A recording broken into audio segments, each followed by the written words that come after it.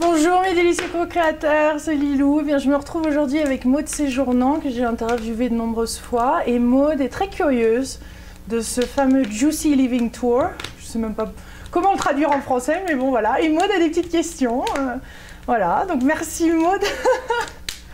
On se retrouve. On se retrouve à Santa Fe. Voilà, ça me fait très plaisir. Et je voulais, oui, savoir qu'est-ce que c'est que ce Juicy Living Tour. Alors, vas-y, d'abord, on le traduit en français. Le tour des gens qui vivent pleinement, peut-être? C'est ça, des gens qui... En fait, mon but avec le Juicy Living Tour, c'est de filmer au quotidien des gens, que ce soit des enseignants, ou des écrivains, mais aussi des personnes en fait du quotidien, et de les filmer pour qu'ils puissent partager sur la caméra, leur vision, leur passion, ce qui les rend heureux, ce qui les fait pétiller comme le feu qu'il y a derrière. Et comme toi. Et comme moi. Ouais. Et comme toi. Donc en fait c'est des vidéos quotidiens, c'est un voyage du cœur, c'est un voyage de guérison aussi pour moi-même, comme pour les personnes. Un voyage initiatique, peut-être? C'est un voyage initiatique, voilà. Parce que pendant de nombreuses années, j'ai lu des livres, j'ai participé à des séminaires, et là maintenant, c'est le moment de passer ça en pratique, et puis aussi de vivre ce rapport, ce contact humain, ce contact beaucoup plus intime qu'avant, qui me faisait peur avant. Avant, j'étais derrière l'ordinateur, j'ai fait beaucoup d'interviews par webcam, de vidéoblogs de l'ordinateur. Et là, maintenant, c'est un saut quantique. Et c'est un saut qui m'apporte énormément, qui m'a fait peur. Ça m'a fait énormément peur de me décider à faire ce saut et de me décider à démarrer. Quoi, la peur? Tu avais peur de quoi? Oh, j'aurais eu peur de manquer de ressources, de ne pas être à la hauteur, c'est un engagement quand même de plus de 12 mois, donc là je suis qu'au début, mais c'est vrai que ça demande quand même un engagement auprès d'une audience qui était déjà installée. Il y a quand même 1 demi-million de personnes qui suivent mes vidéos par mois. Donc c'est sûr que quand on commence à dire et à s'engager personnellement et à faire des blogs, on veut aller jusqu'au bout. Donc forcément, est-ce que je vais être à la hauteur de tout ça? Est-ce que ça va marcher? Est-ce que ça va capoter? Est-ce qu'il y a plein de questions? Et c'est fantastique parce que je pense que le héros dans son voyage initiatique se pose ce genre de questions. Ouais. Et tu es l'héroïne de ce voyage. Et oui, quelque part. En tous les cas, c'est un voyage. À la base, mon intention, c'est vraiment de diffuser tout ce contenu au plus de personnes possible. Je pense qu'avec Internet maintenant, ça permet de diffuser toute cette information qui n'est pas diffusée du tout, je pense, par la télévision, ou très peu, que par certaines chaînes. Et donc mon but, c'est vraiment de nourrir les gens en France, comme au Québec, tous les francophones demandent ce genre d'informations. On le veut, et souvent c'est disponible en anglais, c'est pas forcément disponible en français. Des fois, c'est des personnes à qui on a un petit peu de mal à s'identifier. Alors que là, vraiment, je pense que la conversation est ouverte à tout le monde et que c'est une conversation qui reste pratique aussi, parce que j'essaye de garder la spiritualité d'un point de vue pratique. Rien que ce mot-là, déjà en France, ça fait peur. Spiritualité, tout de suite, on associe ça à secte, on associe ça à problème, tout. Je pense qu'en France, et c'est ce qui m'a des fois dérangé, c'est que c'était trop intellectuel pour moi. Et qu'en fait, je pense que maintenant, il faut trouver la bonne balance entre l'intellect et le cœur. Et qu'il faut savoir lâcher prise, il faut qu'on apprenne à faire confiance à la vie. Et c'est ce que j'essaye de montrer à travers ce Juicy Living Tour. C'est que même si, et c'est justement ça qui est le plus bon, qui est le plus juicy dans la vie, c'est de faire ce saut et de se dire, bon, je pars de France, je vais démarrer ce voyage, je vais me laisser porter par la vie. Et rien qu'en une semaine, là, au départ de Santa Fe, le nombre de synchronicités, de messages, de personnes qui arrivaient au bon moment. Parce que je ne veux pas seulement interviewer les enseignants, mais aussi des personnes de tous les jours. Les personnes, des Français qui se sont installés ici, des histoires, mais absolument fantastiques. Et tout ça, les médias n'en parlent pas. Pour l'instant, à la télévision, on n'a pas encore... Il n'y a pas assez d'audience. Ça reste très publicitaire, alors que sur Internet, on peut faire tout ce qu'on veut. Et donc dans le coup, moi je me rends compte avec le nombre de vues sur certaines vidéos, sur 2012, sur l'intuition, sur le couple, sur des voyages initiatiques, sur la near-death experience, sur tout ce qui touche au-delà de la mort, de l'âme et tout. Il y a vraiment on en a envie en France, on en a envie. Et moi, d'ailleurs, je m'excuse auprès de tous ceux qui regardent, parce que c'est vrai que pas toutes les vidéos ne sont traduites ou sous-titrées en français. Et je reconnais que ça peut être frustrant, et c'est quelque chose que je veux faire cette année, c'est développer ça en le plus de langues possible. Et le français, pour moi, c'est numéro 1. Dès que je peux, et c'est pour ça qu'on prend aussi le temps de le faire en français, dès que je peux, c'est vraiment avoir ces sous-titres-là. Et ça passe par des donations, ça passe par une aide aussi financière qui permet au tour de continuer de fonctionner. Et ça se passe jusqu'à présent, très bien. Encore là, récemment, là, il y a 1 heure de ça, je recevais un email d'une personne qui a donné $1200 pour que le tour continue à avancer. Et pareil, à peine arrivé à Santa Fe, il y avait une donation de $1000 pour un ordinateur dont j'avais besoin. Et je venais justement de faire le pas, d'acheter cet ordinateur-là. Et pouf, il y a l'argent qui arrive tout de suite, quoi. Donc ça montre bien que c'est à nous de faire le premier pas. C'est comme jouer aux petits chevaux, alors. On peut lancer les dés et faire avancer le pion que tu es, qui va aller jusqu'au bout. C'est ça, c'est ça. Mais c'est à nous de lancer les dés, c'est à nous de lancer les intentions, c'est à nous d'avoir le courage. Je pense qu'on est avant tout c'est d'être courageux. Il faut être courageux, et puis d'être courageux de suivre son cœur. Il n'y a peut-être pas forcément un raisonnement intellectuel derrière, il n'y a peut-être pas forcément tout qui est écrit sur papier, peut-être pas forcément tout qui pourrait être expliqué par la science, par la logique, mais on sait qu'on doit le faire. Je savais que je devais être là et démarrer le tour. Et ça, tous les jours, la vie après me le rend, mais puissance 10. Et donc, c'était quoi ton intention au départ ? Mon intention, c'était vraiment de diffuser cette information-là, de montrer ce quotidien et que le développement et cet épanouissement, c'est tous les jours, et c'est tous les jours on y apporte un détail, on amène la gratitude, et c'est pour aussi montrer qu'il y a vraiment des gens qui le vivent et qui ont des histoires absolument extraordinaires. Et j'ai pas assez de temps pour le moment pour pouvoir filmer toutes ces personnes-là. C'est abondant, c'est une abondance d'histoires qui est absolument merveilleuse. Donc c'est avant tout partager cette information-là, donner les outils aussi pour permettre d'arriver à cet épanouissement, d'arriver à suivre son cœur, de gagner en confiance, de gagner en intuition. Et ça, et puis en fait il s'avère que niveau personnel, rien qu'en 1 semaine, les personnes que j'ai rencontrées, les enseignements et tout m'ont apporté énormément. On a fait un labyrinthe ensemble au bout de 3 jours, après avoir été 3 jours à Santa Fe. Et j'ai envie de dire, heureusement que je l'ai fait, parce que j'avais besoin d'une adaptation, j'avais besoin de relâcher des idées du passé, des peurs, tout. Et ça m'a permis, le labyrinthe, rien que de passer à travers ce labyrinthe, de poser ces cailloux par terre, de relâcher et de redonner à la terre et de redonner cette énergie qui n'est plus constructive au jour d'aujourd'hui. Et maintenant, mon but, c'est vraiment de laisser la vie me guider, parce que j'ai toujours été go, go, go, allez, on y va encore plus, et encore plus de boulot, et vas-y, il faut encore plus donner. C'est fatigant, ça. Et j'ai pas laissé la place assez aux autres ou à l'univers, si on peut dire ça comme ça. Ou peut-être au féminin. Au féminin. Cet aspect de réceptivité. Tout à fait. J'étais très dans le masculin, et donc de laisser tout ce côté féminin, ou de faire sa partie, pour être co-créateur. D'où le délicieux co-créateur, nous sommes des co-créateurs. Et co-créatrices. Et co-créatrices. Ouais.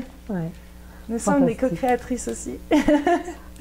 Donc, ça va durer 12 mois, c'est ça, ce tour Disons que j'ai mis 12 mois, mais je ne sais pas si ça se trouve, c'est une vie. Hein. Mais pour l'instant, ouais, les 12 mois, en tous les cas, les 12 premiers mois sont concentrés sur les États-Unis et le Canada, dont une partie au Québec, parce que j'ai interviewé des personnes fantastiques en français, j'adore les Canadiens. Donc certainement vers la fin de l'été 2011, je vais passer au Québec pour interviewer. Vraiment, c'est des belles âmes. J'adore cette partie du monde. Mais ça va vraiment être concentré sur les États-Unis et le Canada. Mais cela dit, mon livre étant traduit aux éditions Trédaniel en mars, je l'avais écrit en français, mais il va être traduit en mars-avril. Je vais sans doute faire un saut de 2-3 semaines peut-être en France, et ça va faire partie du tour. Après, en juillet, il me semble que c'est en train de se dessiner pour l'Angleterre. Et puis l'Australie aussi, je recommence à retrouver beaucoup d'emails d'Australie et des personnes qui aimeraient peut-être me faire venir en Australie. Donc tout dépend en fait. Moi, si on m'offre un billet d'avion et un hôtel, j'y vais. Je veux dire, ça fait partie. Si les choses sont si c'est synchronisé et si je le ressens dans le cœur, dans mon intuition, et que c'est dans un paysage exotique ou même de proche de chez nous ou autre, j'y vais. Donc on peut inviter Lilou. Ah ouais. Sur invitation. Ouais. Comment est-ce qu'on peut participer finalement à ça, à ce projet? Alors il y a une chose, c'est pour les personnes qui sont bilingues, s'il vous plaît, aidez-moi à traduire ces vidéos et à les sous-titrer en français, de l'anglais au français. Et ça, c'est super important. Et j'ai pas trouvé encore en France assez d'aide par rapport à ça, contrairement à d'autres pays. Au Japon, que ça soit en russe, il y a vraiment des personnes qui proposent ça naturellement. Et en France, ça manque encore. Ça manque encore des personnes qui aimeraient donner de leur temps pour traduire et sous-titrer ces vidéos-là, pour qu'elles soient plus diffusées, parce qu'il y a plein d'interviews qui sont en anglais. Et c'est pas toujours que je suis avec une personne bilingue. Quand j'ai l'occasion, comme avec toi, il n'y a pas de souci. Là, on fait dans les deux langues. Mais sinon, c'est pas possible. Donc ça, au niveau de la traduction, au niveau de la diffusion des vidéos, alors là, il faut mettre la gomme. Là, il faut diffuser, là. Faut pas avoir peur. Hein. Non, c'est vrai, c'est tout ce qui permet. Facebook, ça permet de faire ça. Twitter, à ses amis, des vidéos, une vidéo qui pourrait résonner avec un de nos amis à envoyer. Il y a forcément un fil conducteur ou une histoire qui peut aider une autre personne. Donc ça, en le diffusant, c'est le but, hein, c'est de diffuser tout ça. Et puis financièrement, pour ceux aussi qui veulent faire des dons, c'est comme ça que le tour avance. Il y a un PayPal, en fait, il y a une possibilité de donner de l'argent au tour qui permet ensuite d'avoir une meilleure équipe. Pour l'instant, je fais la caméra, je fais la distribution des vidéos, la mise en place. La femme orchestre. Ouais. Donc là, ça fait beaucoup de boulot, mais peu importe. Je veux dire, c'est ma mission, c'est ce que je suis supposée faire. Ça m'apporte plein de bonheur de le faire, donc c'est inconditionnel. Et la motivation parce qu'on te sent pleine de vie, d'énergie, d'excitation par rapport à ce projet. Mon boss, c'est l'univers, moi, en fait. J'ai décidé de changer de boss. Le boss avec un Dego à Londres, ça me plaisait plus. Et puis maintenant, c'est des moments, en fait, que la vie m'apporte au quotidien qui sont pleines de richesse et qui me nourrissent. Donc, des interviews, l'intimité de l'interview, des paysages extraordinaires, j'adore voyager. Tout ça, ça fait que l'énergie, elle est constamment là, elle est recyclée, Et peut-être une rencontre spéciale? Ça serait génial.